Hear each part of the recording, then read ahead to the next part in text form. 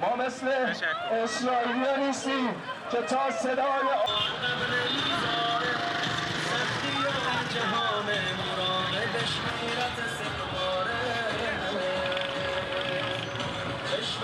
ما میمیریم، ذلت نمیپذیریم و اینجا وای میسیم اصلا از بمباران و موشک هیچی نمیترسیم. ما خاکمون دفاع میکنیم و الان دارم میگم زدیمتون بازم میزنیمتون که حالیتون بشه. اینجا ایرانه، سرزمین شیرانه.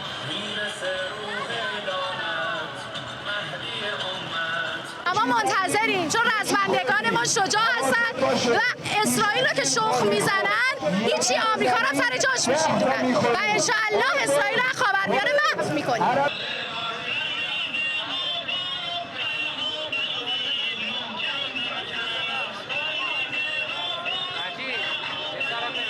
مطمئناً باید بیشتر جوابشون رو بدیم چون اینا هر چقدر ما کمتر جواب بدیم پرروتر میشن. باید خیلی بیشتر و کوبنده تر جوابشون رو بدیم که روشون کم بشه.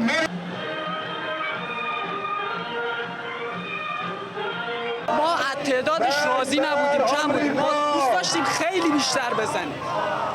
ما همه آمریکاییایی که تو خاورمیانه‌ان همه نظامی‌هاشون رو باید تو تابوت برگردونیم.